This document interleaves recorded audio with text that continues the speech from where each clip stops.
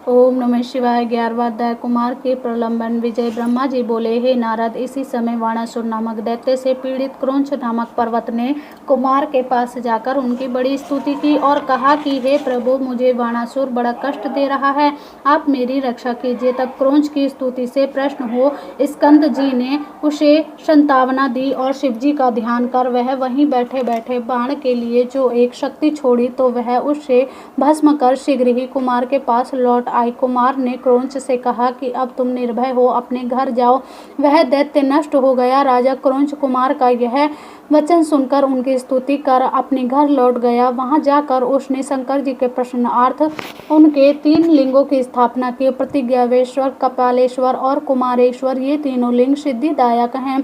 फिर देवगुरु बृहस्पति को आगे कर सब देवताओं ने कैलाश में जाने की इच्छा की तो वहां प्रलंबासुर नामक दैत्य उपद्रव करने लगा।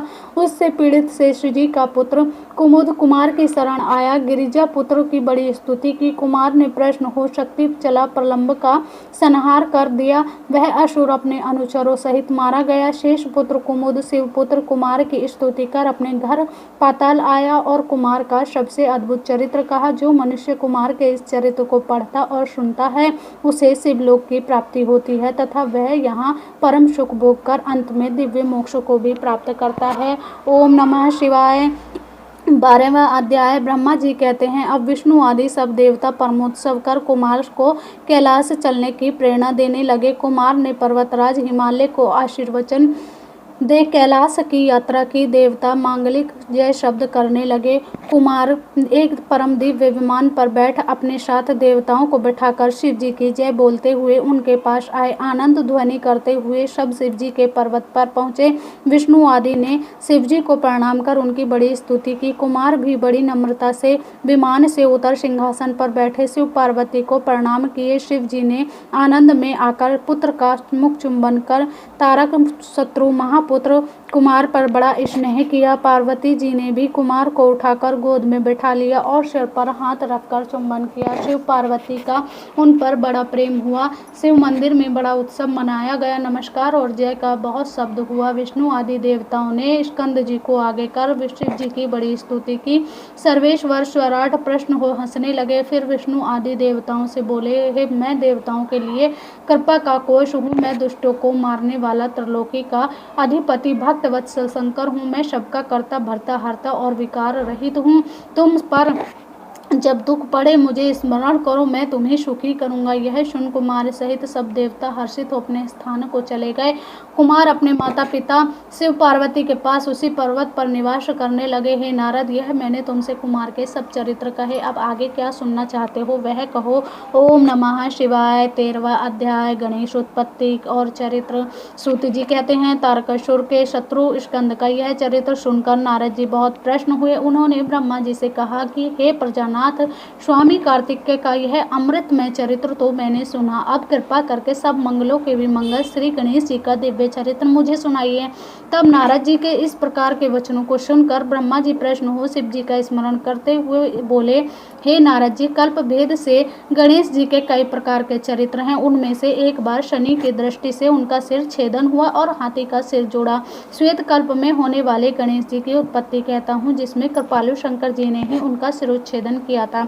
सृष्टिकर्ता शंकर के विषय में यह सब कुछ भी संदेह करना योग्य नहीं है, क्योंकि सबके पति शंकर जी सगुण भी हैं और निर्गुण भी। वह लीला से ही सब जगत की उत्पत्ति, पालन और संहार करते हैं। हे मुने, अब आदर सहित उनके चरित्र को सुनो। जब विवाह कर शिव जी कैलाश पर चले गए तब कुछ समय व्यतीत होने पर गणपति का जन्म हुआ। एक समय की बात है, जया और विजया नामक पार्वती जी की 2 सखियों ने परस्पर विचार कर पार्वती जी से जाकर कहा कि शंकर जी के द्वार पर जो हमारे असंख्य गण एवं द्वारपाल विराजमान रहते हैं उन पर हमारा अधिकार होते हुए भी कुछ भी अधिकार नहीं है, क्योंकि हमारा मन उनसे नहीं मिलता। अतएव हे भगवती, हे पुण्यशीले, एक हमारा भी कोई गण होना चाहिए, आप उसकी रचना करिए। देवी पार्वती को सखियों की यह बात प्रिय लगी और उन्होंने उसकी रचना की। इच्छा की। जब एक समय पार्वती जी स्नान कर रही थीं और नंदी द्वार पर बैठा हुआ था, तब उसके मना करने पर भी शिव जी हठात मंदिर में प्रवेश कर गए, जिससे लज्जित हो जगदम्बिका तुरंत उठ बैठी। तब उन्हें अपनी सखी का वचन याद आया और परमेश्वरी ने अपने कोई एक अत्यंत श्रेष्ठ सेवक की आवश्यकता प्रतीत की। उन्होंने सोचा, मेरा एक ऐसा सेवक हो जो मेरी आज्ञा से कदापि विचलित न हो। ऐसा विचार कर पार्वती जी ने अपने शरीर के मैल से सर्व लक्षण संपन्न एक पुरुष का निर्माण किया। वह शरीर के सब अवयवों से निर्दोष तो था, किंतु सुंदर, विशाल और सर्व शोभा संपन्न तथा महाबली एवं पराक्रमी था। पार्वती जी ने उसे अनेक प्रकार के वस्त्रों से सजाकर, अनेक प्रकार के अलंकारों से युक्त कर बड़ा आशीर्वाद दिया और कहा कि तुम ही एकमात्र मेरे पुत्र हो, दूसरा कोई नहीं है। तब उस पुत्र ने पार्वती जी से कहा कि हे माता, मेरे लिए क्या आज्ञा है, मैं आपकी सब आज्ञाओं को पूर्ण करूंगा। पार्वती जी ने कहा कि तुम मेरे द्वार के रक्षक हो, मेरी आज्ञा के बिना कोई कैसा भी क्यों ना हो मेरे घर के भीतर ना आने पाए, कितना भी कोई हट क्यों ना करे, तुम उसे ना आने देना। ऐसा कहकर पार्वती जी ने गणेश जी के हाथों में एक लकड़ी दे दी और प्रेम से मुख चूमकर द्वार पर बिठा दिया। वह लकड़ी ले गणेश जी माता जी के हितार्थ द्वार पर जा बैठे। तब पार्वती जी फिर जाकर स्नान करने लगी। उसी समय शिव जी फिर द्वार पर आ गए और जब अंदर जाने लगे, तब शिव जी को न जानकर गणेश्वर ने कहा कि मेरी माता की आज्ञा के बिना आप नहीं जा सकते। माता इस समय स्नान कर रही हैं, तुम कहाँ जाते हो, यहाँ से चले जाओ। यह कहकर गणेश जी ने लकड़ी ले उन्हें रोक दिया। शिव जी ने कहा, मूर्ख, तू किसको रोकता है, कि मुझे नहीं जानता, मैं शिव हूँ। यह सुनते ही गणेश ने महेश्वर पर लकड़ी से प्रहार कर दिया। इस प्रकार महेश्वर ने क्रुद्ध होकर बालक से कहा, तू मूर्ख है क्या, तू नहीं जानता कि मैं गिरजापति शंकर हूँ। रे बालक, अब मैं अपने ही घर में जाता हूँ, तू मुझे क्यों रोकता है। ऐसा कहकर जब गणेश जी की परवाह न कर शिव जी पुनः भीतर जाने लगे, तो गणेश जी ने फिर उन पर लकड़ी का प्रहार कर दिया। इस पर शिव जी ने क्रुद्ध हो अपने गणों को आज्ञा दे दी, इसको रोको। ऐसा कहकर शिव जी बाहर की स्थित रहे अद्भुत लीलाधारी संसार को अपनी लीला दिखाने लगे। ओम नमः शिवाय। 14वां अध्याय। शिव जी के गणों से पार्वती गण गणेश जी का विवाद। ब्रह्मा जी कहते हैं कि अब वे सब गण शिव जी की आज्ञा से वहां जाकर उस द्वारपाल से उसका परिचय पूछने लगे और कहने लगे कि यदि तू जीना चाहता है तो यहाँ से दूर हो जा। इस पर गणेश जी क्रुद्ध हो हाथ में दंड लिए उन गणों से निर्भय होकर बोले कि तुम यहाँ से दूर चले जाओ, मेरा विरोध करना अच्छा नहीं है। गणेश जी के ये वचन सुनकर शिव जी के गण हंसने लगे और पुनः क्रुद्ध होकर, हम सब शिव जी के श्रेष्ठ गण हैं, तुमको यहाँ से हटाने के लिए ही आए हैं। अब हम तुमको भी एक गण मानकर ही छोड़ दिया, नहीं तो मार दिए होते। अतः क्यों मरना चाहते हो, भाग जाओ। यह सुनकर निर्भीक पार्वती पुत्र ने उन्हें गुड़क दिया और द्वार से ना हटे। इस पर शिव जी के गण लौट गए और जाकर सब बातें कह सुनाई। उसे सुन शिव जी अपने गणों को नपुंसक कहकर डांटने लगे और कहा कि मैं कुछ नहीं जानता, जैसे भी हो जाकर उस गण को हटाओ। वे फिर वहीं लौटकर द्वारपाल से पूछने लगे कि वास्तव में तुम कौन हो और यहाँ क्यों स्थित हो, तुम्हें किसने यहाँ पर स्थित किया है, क्यों मरना चाहते हो, भाग जाओ, नहीं तो अभी तेरे प्राण ले लूंगा। यह सुनकर गणेश जी कुपित हो अपने हाथ से लाठी पकड़कर उनसे कहने वाले गणों को डांटने और मारने लगे। यह कहने लगे कि जाओ जाओ, दूर जाओ, नहीं तो मैं तुम्हें अभी अपना उग्र पराक्रम दिखाता हूँ। यह सुन शिव जी गणों को बड़ी चिंता हुई कि क्या करें और कहाँ जाएं, मर्यादा का अतिक्रमण हो रहा है। ऐसा विचार कर वे गण शिव जी के पास गए। फिर और एक और कोश की दूर से ही चिल्लाकर उक्त बातें कहने लगे। इस पर हाथ में त्रिशूल लिए हुए उग्र बुद्धि वाले शिव जी ने अपने गणों से कहा, हे गणों, तुम सब नपुंसक हो जाओ और मारो, कोई भी हो, अधिक कहने से क्या है, उसको शीघ्र ही वहां से हटाओ। और अब वे गण फिर पार्वती मंदिर पर उस द्वारपाल गणेश के पास आए। जब हटने को कहा तो गणेश जी ने कहा, मैं पार्वती पुत्र हूँ, कदापि नहीं हट सकता।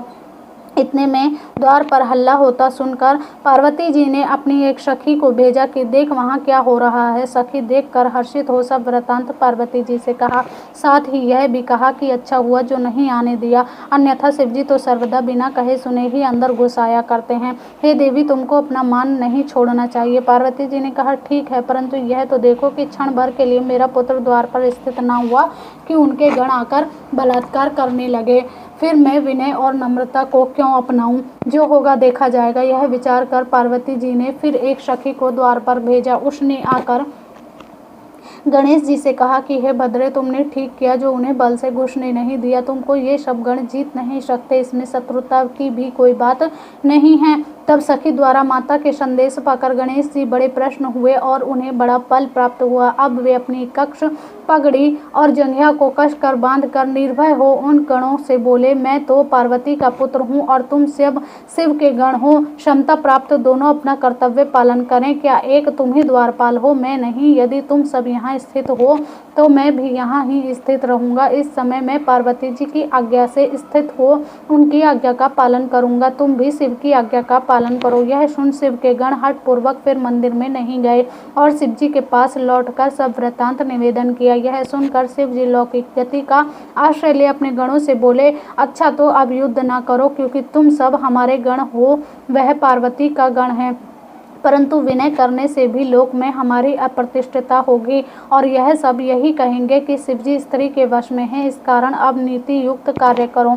वह अकेला गण तुम सबके आगे क्या पराक्रम दिखाएगा? फिर पति के आगे स्त्री क्या हट करती है? यदि पार्वती हट करेगी तो अवश्य ही हट का फल पाएगी। निदान मेरी आज्ञा से तुम लोग युद्ध ही करो, जो होगा देखा जाएगा। ऐसा कहकर लौकिक लीला करने वाले शिव जी चुप हो गए। ओम नमः शिवाय। 15वां अध्याय। शिव गणों से गणेश का युद्ध वर्णन। ब्रह्मा जी बोले, अब विभु की आज्ञा पा वे सब गण निर्भय हो गए, सजकर शिव जी के मंदिर पर आए। इधर गणेश जी भी सजे हुए तैयार थे। शिव गणों को देखकर गणेश जी ने उनसे कहा कि मैं अकेला माता की आज्ञा का पालन करूंगा। आज तुम सब मुझ अकेले पार्वती पुत्र का बल देखो। शिव जी के गणों का बल आज देखा जाएगा। मैंने तो पहले कभी युद्ध भी नहीं किया, परंतु तुम सब तो युद्ध दुर्मद हो। अब तो हमारी और तुम्हारी लज्जा की रक्षा शिव पार्वती ही करेंगे। ऐसा विचार अपने स्वामी की आज्ञा पालने के लिए मुझे अकेले से ही तुम सब युद्ध करो। मैं भी अपनी माता के लिए अकेले ही तुम सबसे युद्ध करूंगा। अब यह युद्ध कैसा होगा यह कोई नहीं जानता और त्रिलोकी में ऐसा कोई नहीं है जो इस युद्ध को रोक सके। जब इस प्रकार दंडपाणी गणेश ने उन गणों को फटकारा तो वे अनेक प्रकार के आयुध ले उन पर टूट पड़े। अकेले ही गणेश जी शिव जी की असंख्य गणों से युद्ध करने लगे, परंतु शिव जी का कोई भी गण उन्हें युद्ध में परास्त न कर सका और उन्होंने अकेले ही उन सब गणों को मारकर भगा दिया। सैकड़ों और सहस्त्रों की संख्या में वे गण पलायन करने लगे। गणेश जी लौटकर फिर द्वार पर आ खड़े हुए। नारद जी की प्रेरणा से विष्णु आदि सभी देवता शिव जी के पास गए। स्तुति कर युद्ध का वृतांत पूछा। शिव जी ने कहा, मेरे मंदिर के द्वार पर एक बड़ा बलवान बालक हाथ में लकड़ी लिए उपस्थित है, जो घर में जाता है उसे नहीं जाने देता। यदि ब्रह्मा चाहे तो वहां जाकर इस कलेश को दूर करे। यह सुन शिव जी की माया से मोहित ब्रह्मा कुछ ऋषियों को साथ ले उस बालक के पास गए। मुझे आते देख बालक गणेश क्रोधवश दौड़कर मेरी दाढ़ी मूछ नोचने लगा। तब मैंने कहा, हे देव, क्षमा करो, मैं युद्ध के लिए नहीं आया हूँ, मैं ब्रह्मा हूँ, मेरे ऊपर कृपा करो, मैं शांति स्थापित कराने आया हूँ। मैं ऐसा कह रहा था कि बालक गणेश ने पारिग्र उठा लिया। मैं वहाँ से भाग चला। उसने मेरे सब साथियों को पारिग्र से ताड़ित किया। फिर तो मैंने शंकर के पास आकर सब समाचार कह सुनाया। उसे सुन लीला विशारद शंकर को बड़ा क्रोध हुआ। उन्होंने इंद्र आदि के देवताओं और अपने भूत बैताल आदि गणों को गणेश जी से युद्ध करने की आज्ञा दे दी। त्रिलोकी में हाहाकार मच गया। उस समय में ही ब्रह्मांड के क्षय होने का समय आ गया। लोग चिंता करने लगे, परंतु कार्तिकेय आदि वीरों सहित शिव जी के सब गण का प्रयास करने लगे। व्यर्थ हो गया। अकेले बालक गणेश ने मार मार कर सबके छक्के छोड़ा दिए। एक ही बालक ने शिव जी की समस्त सेना को विचलित कर दिया, परंतु एक ने ही सब इंद्र आदि देवताओं को युद्ध से विरत कर दिया। परंतु महाबली कार्तिकेय अब तक भी उस स्थान पर स्थित रहे। शेष सभी शिव के पास भाग गए। तब उनसे सब वृतांत सुन परम कुपित रुद्र स्वयं ही वहां गए और चक्रधारी विष्णु की सारी सेना भी उनके पीछे चली। मार्ग में नारद जी ने मिलकर शिव जी से यह कह दिया कि जैसे भी हो शिव गणों की मर्यादा रखिए। ऐसा कहकर वे वहां से अंतर ध्यान हो गए। ओम नमः शिवाय। 16वां अध्याय। देवगण युद्ध तथा शिव जी द्वारा गणेश शिरोच्छेदन। ब्रह्मा जी बोले, हे नारद, अब तुम्हारे वचनों को ध्यान कर शिव जी उस बालक से युद्ध करने लगे। एक से एक पराक्रमी देवता और विष्णु जी तक उससे युद्ध करने लगे। एक से एक भयानक अस्त्र चलाने लगे। शिव जी भी अपनी सेना के साथ चिरकाल तक उस बालक से युद्ध करते रहे। बालक ने विकराल रूप धारण कर लिया। शिव जी आश्चर्य करने लगे। विष्णु जी ने कहा, मैं इसे मोहित कर परास्त करूंगा। क्योंकि यह तमोगुण वाला बालक बड़ा ही दुर्गम है। शिव जी की माया से विष्णु जी मोहित हो गए। गणेश जी ने उन पर पारिग्र का प्रहार कर दिया। यह देखकर शिव जी और भी क्रोध आए। यह हाथ में त्रिशूल उठाकर उस बालक को मारने चले। तब शिव जी को इस रूप में अपनी ओर आते देखकर गणेश जी ने मन ही मन अपनी माता का ध्यान किया और अपनी शक्ति उठाकर महादेव जी के हाथों में प्रहार कर दिया। उस समय महावीर गणेश की शक्ति महादेव जी से भी बड़ी हुई थी। उस शक्ति के लगने से परमात्मा शिव के हाथों से उनका धनुष गिर पड़ा। तब धनुष को गिरते देखकर शिव जी ने पिनाक उठा लिया, परंतु गणेश्वर ने एक पारिग्र मारकर उनका पिनाक भी पृथ्वी पर गिरा दिया। फिर हाथ में शूल उठा। गणेश जी ने शिव जी के पांचों हाथों में मारकर उन्हें व्यर्थ कर दिया। शिव जी ने कहा, वह जब मेरी ही यह दशा है तो मेरे गणों की तो क्या दशा न होगी। फिर तो इसी समय शक्ति के दिए बल से युक्त वीर गणेश जी ने पारिग्र उठा शिव जी के सब गणों और सब देवताओं को भी ताड़ित कर दिया। पारिग्र से व्याकुल हुए वे सब देवता और गण दूर भाग गए। विष्णु जी इस महाबली रण प्रिय गण को देख कर कहने लगे कि इसको धन्य है, हमने बहुत से देव दानव दैत्य यक्ष गंधर्व और राक्षस देखे हैं, पर इस गणेश्वर की क्षमता का कोई नहीं पार पा सकता। विष्णु जी ऐसा कह ही रहे थे कि शक्ति पुत्र गणेश ने उन पर भी अपना पारिग्र का प्रहार कर दिया। तब विष्णु जी के शिव जी के चरण कमलों का ध्यान कर चक्र उठा, उस पारिग्र के टुकड़े टुकड़े कर दिए। गणेश जी ने खंडित पारिग्र से विष्णु जी को फिर मारने लगे, परंतु गणेश जी उनके सब प्रहारों को व्यर्थ कर देते थे। इस प्रकार महावीर विष्णु और गणेश्वर को युद्ध करते बहुत समय व्यतीत हो गए। इस बीच गणेश जी ने विष्णु को मार मार कर मूर्छित भी बना दिया। फिर भी विष्णु जी उठ उठकर शिवापुत्र के साथ संग्राम करते रहे। यह देख कर शिव जी को बड़ा क्रोध आया और उन्होंने त्रिशूल उठा शीघ्र ही उस बालक का सिर काट दिया। देवताओं और गणों की सेना निश्चिंत हो गई। हे नारद, उसी समय तुमने जाकर यह सब बातें देवी को कह दी और यह भी कहा दिया कि तुम अपना मान किसी प्रकार भी ना त्यागना। हे कलह प्रिय नारद, ऐसा कहकर तुम अंतर्ध्यान हो गए। ओम नमः शिवाय। 17वां अध्याय गणेश जीवन। नारद जी बोले, हे ब्राह्मण, तब उस वृत्तांत को सुनकर महादेव जी ने क्या किया, कृपा कर मुझे वह समस्त कथा सुनाइए। ब्रह्मा जी बोले, हे मुनिवर, रे गणेश जी के शिरोच्छेदन से शिव जी के गण पटहा बजाकर महोत्सव करने लगे। इधर पार्वती को बड़ा क्रोध आया। वे कहती, हाँ मैं क्या करूं, कहाँ जाऊं, मुझे बड़ा दुख प्राप्त हुआ है। सब देवताओं और गणों ने मेरे पुत्र का संहार कर दिया, अब मैं भी सबका नाश या प्रलय करूंगी। इस पर दुखी हो पार्वती जी ने 100,000 शक्तियों की रचना कर डाली। तब वे निर्मित शक्तियां जगदम्बा शिवा को प्रणाम कर कहने लगी कि हे माता, क्या आज्ञा होती है। देवी ने कहा, तुम लोग मेरी आज्ञा से देवसेना में जाकर उसका प्रलय कर डालो। देवता, राक्षस, ऋषि और अपने पराये जो मिले उन्हें हट से भक्षण कर जाओ। पार्वती जी की आज्ञा से वे सब शक्तियां क्रोध में तत्पर हो सब देवता आदिकों का भक्षण करने लगी। जहाँ देखो वहाँ शक्तियां ही शक्तियां दिखाई देती थी। वे देवताओं को अपने हाथ से पकड़ कर मुख में डाल लेती थीं। इनके इस कर्म को देख ब्रह्मा, विष्णु, महेश और इंद्र आदि सभी देवताओं को अपने जीवन की आशा न रही और वे कहने लगे कि क्या देवी अकाल में ही प्रलय कर डालेंगी। अब वर्तमान स्थिति में क्या किया जाए। इस पर सबने एक स्वर से विचार कर यह निश्चय किया कि यदि गिरिजा देवी प्रसन्न हो जाएं तो सब कार्य बन जाएंगे। लौकिक की गति दिखाते हुए शंकर जी भी बड़े दुख को प्राप्त हो सबको मोहने लगे, परंतु शक्तियों के आतंक से देवता निष्प्राण हो रहे थे। क्रोधमयी शिवा के मंदिर में जाने का उनका साहस ही न होता था।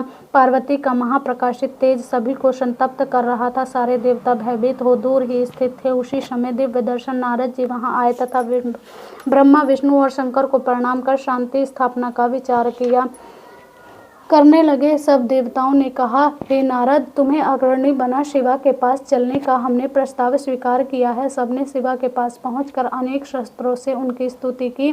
उसे सुन वह परादेवी कुछ न बोली और क्रोध दृष्टि से उनकी ओर देखती रहीं। तब ऋषियों ने कहा, हे देवी, क्षमा करो, इस समय संहार हुआ चाहता है। हे अंबिके, तुम्हारे स्वामी भी यहाँ स्थित हैं, उनको देखो।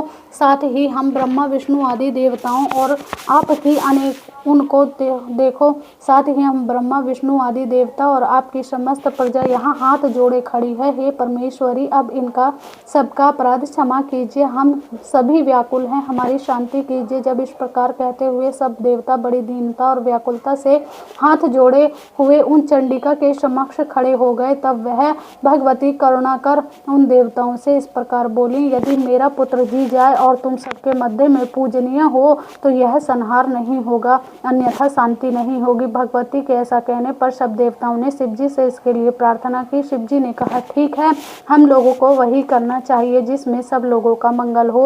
अच्छा, तो तुम लोग यहाँ से उत्तर दिशा में चले जाओ और पहले जो मिले उसका सिर काटकर गणेश के सिर में जोड़ दो तो यह जी जाएगा। यह सुन सब देवता गणेश जी को लेकर उत्तर दिशा की ओर गए तो प्रथम उनको एक दांत वाला हाथी मिला। उन्होंने उसका सिर काट कर गणेश जी के शरीर में जोड़ दिया। फिर उन्हें अच्छी तरह धोकर उनकी पूजा की तथा विष्णु जी से कहा कि अब जैसा उचित हो वह सब करते आप कीजिए। विष्णु जी ने वेद मंत्रों के योग से अभिमंत्रित कर शिव को स्मरण कर गणेश जी पर जल छिड़का। जल के छिड़कते ही वह बालक शिव जी की इच्छा से जाग उठा। उस गजमुख रक्त वर्ण सुंदर कांतिमान बालक का प्रसन्न वदन एवं सुंदर आकृति की शोभा बड़ी ही दैदीप्यमान थी। शिवा पुत्र को जीवित हुआ देखकर सबका दुख दूर हो गया। सबने प्रश्न हो उन्हें देवी को दिखाया। पार्वती देवी अपने पुत्र को जीवित हुआ देखकर बहुत प्रसन्न हुई। ओम नमः शिवाय। 18वां अध्याय। गणेश गौरव। नारद जी बोले, हे प्रजाश्वर, गिरिजा पुत्र के जीवित होने पर क्या हुआ, कृपा कर वह कथा भी सुनाइए। ब्रह्मा जी कहने लगे, हे मुनीश्वर, जब देवी ने देखा कि मेरा पुत्र तो जीवित हो गया है तो वह बहुत प्रसन्न हुई और दोनों भुजाओं से पकड़कर उनका आलिंगन करने लगी। अनेकों प्रकार के आभूषणों से वस्त्र पहनाए सबने उनकी पूजा की और देवी ने अपने बालक का मुख चूमकर बहुत वर दिया तथा यह कहा कि हे पुत्र, तुम्हारे मस्तक पर जो यह सिंदूरी रंग की आभा है, इस कारण मनुष्य पुष्प चंदन आदि सहित तुम्हारी सिंदूर से पूजा करेंगे। तुमको सब सिद्धियां प्राप्त होंगी और तुम्हारी पूजा से निसंदेह सारे विघ्न दूर हो जाएंगे। पुनः सब देवता शिव जी की पूजा कर भक्ति पूर्वक पार्वती जी के समीप गए और महेश रानी के उस पुत्र को तीनों लोकों के सुखार्थ शिव जी की गोद में बिठाया। शिव जी अपने अपने कर कमलों से को उसके सिर पर फेर कर कहा, यह मेरा दूसरा पुत्र है। गणेश जी ने उठकर शिव जी को प्रणाम किया तथा सब देवताओं को प्रणाम करते हुए उनसे अपने अपराध की क्षमा मांगी। त्रिदेवों ने वर दिया, सबका पूज्य और गणनाथ कहा। तब से गणेश जी विघ्नहर्ता और सर्वकाम फलदायक हुए। साथ ही त्रिदेवों ने यह भी कहा कि पहले मनुष्य इनकी पूजा करेंगे, फिर हमारी। तदंतर पहले शिव जी ने सभी मांगलिक वस्तुएं मंगाकर गणेश जी की पूजा की, फिर विष्णु जी ने, फिर मुझ ब्रह्मा ने, फिर पार्वती ने तथा इसके पीछे अन्य सभी देवताओं ने बड़े आदर से उनकी पूजा की। फिर सब देवताओं ने एक स्वर से गणेश जी को सर्वाध्यक्ष कह अनेकों वर दिए। हे मुनीश्वर, उस समय पार्वती जी को जो प्रसन्नता हुई वह मेरे चारों मुखों से भी नहीं कही जा सकती। देवताओं को दुंदुभी बजाने लगे, अप्सराएं नृत्य करने लगी तथा आकाश से फूलों की वर्षा हुई। गणेश जी के प्रतिष्ठित होते ही जगत में व्यवस्था प्राप्त हो गई और बड़ा महोत्सव हुआ। सबका दुख दूर हो गया। विशेषकर शिवाशिव को बड़ी प्रसन्नता हुई। सब देवता शिव, पार्वती और गणेश जी की बारंबार प्रशंसा करते हुए अपने स्थान को गए। पार्वती कोपहीन हो गई और शिव जी पूर्वतः उनके समीप जा बैठे और हम और विष्णु जी शंकर जी से आज्ञा ले शिवा शिव की भक्ति का सेवन करते हुए अपने लोक को गए। तुम भी अपने लोक को गए। जो इस मंगलदायक आख्यान को नियम से सुनेंगे वे सब मंगलों से पूर्ण होंगे। गणेश जी के प्रसाद से उन्हें भी सभी मनोरथों की प्राप्ति होगी। ओम नमः शिवाय। 19वां अध्याय। गणेश विवाह का उपक्रम। नारद जी बोले, हे तात, यह हमने परम दिव्य गणेश जी का जन्म चरित्र सुना जो बड़ा ही श्रेष्ठ और परम पराक्रम युक्त है। हे सुरेश्वर, इसके पश्चात फिर क्या हुआ? शिवाशिव के इस पराक्रम पूर्ण यश की वह सब कथा मुझसे सुनाइए जो कि परमानंददायक है। ब्रह्मा जी बोले, हे मुनि श्रेष्ठ, यह आपने अच्छा प्रश्न किया है। हे ऋषि सत्तम, कान देकर सुनो। मैं कहता हूँ, अब गणेश जी माता पिता के लालन करने से दिनों दिन बढ़ने और बड़ी प्रीति से सर्वदा खेल कूद करने लगे। कुमार भी साथ ही थे। दोनों पुत्र भक्ति पूर्वक माता पिता की सेवा करते हुए परस्पर प्रेम वृद्धि को प्राप्त किए। एक समय जब शिव पार्वती प्रेम पूर्वक एकांत में बैठे हुए यह विचार कर रहे थे कि अब दोनों पुत्रों का विवाह कर दिया जाए, तब माता पिता की इस इच्छा को जानकर दोनों कुमारों ने एक साथ ही विवाह की इच्छा प्रकट करते हुए यह कहा कि पहले मैं विवाह करूंगा, पहले मैं विवाह करूंगा। ऐसा कहकर दोनों परस्पर विवाद करने लगे। जगतवंद शंकर पार्वती लोकाचार की दृष्टि से परम आश्चर्यित हुए। उन्होंने सोचा कि किस प्रकार दोनों का विवाह किया जाए। यह विचार कर दोनों ने एक अद्भुत युक्ति निकाली। एक समय शिव शिवा ने उन्हें बुलाकर कहा कि देखो, हमने तुम दोनों के सुख के लिए एक नियम किया है। तुम दोनों ही पुत्र हमारे लिए एक ही समान प्रिय हो, ना कोई न्यून है और ना ही कोई अधिक।